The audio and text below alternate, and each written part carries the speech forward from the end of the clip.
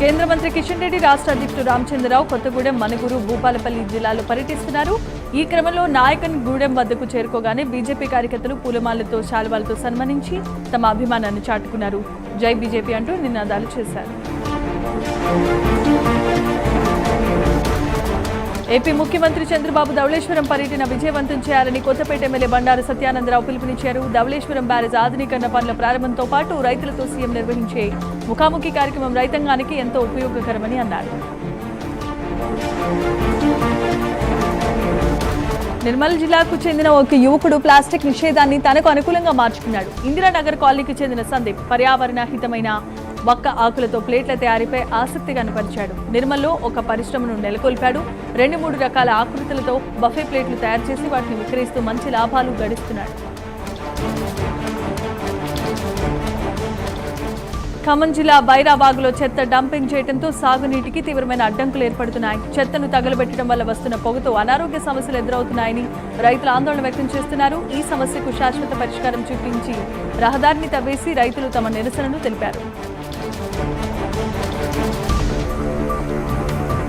భద్రాద్రి కొత్తగూడెం జిల్లాలో నాయకులగూడెం గ్రామస్తులు అద్భుతమైన సాంప్రదాయాన్ని నిర్వహించారు. కప్పలకు పెళ్లి చేసి గ్రామంలో ఊరేగింపుగా తీసుకెళ్లారు. కొద్ది రోజులుగా వర్షాలు సరిగా పడక రైతులు పడుతున్న ఇబ్బందులే ఈ వినూత్నమైన కార్యక్రమానికి శ్రీకారం చుట్టారు.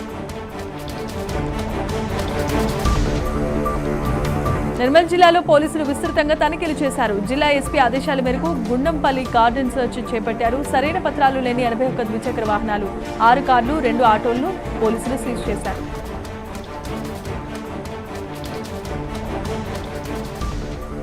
అన్నమయ్య జిల్లా రాయచోటి ప్రధాన రహదారిపై ఒక వ్యక్తి అనుమానాస్పద స్థితిలో మృతి చెందడం స్థానికంగా కలకలం రేపుతోంది.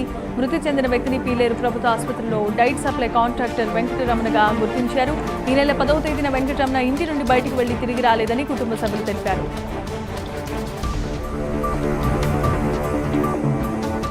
బాపట్ల జిల్లా రేపల్లి నియోజకవర్గం చెరుకపల్లి మండలంలో దారుణం చోటు చేసుకుంది. కనగాల గ్రామానికి చెందిన సుజాత అనే 38 ఏళ్ల మహిళను ఆమె భర్త శ్రీనివాసరెడ్డి హత్య చేశాడు. మృతురాలి తండ్రి ఇచ్చిన ఫిర్యాదు మేరకు కేసు నమోదు చేసుకున్న పోలీసులు దర్యాప్తు చేస్తున్నామన్నారు.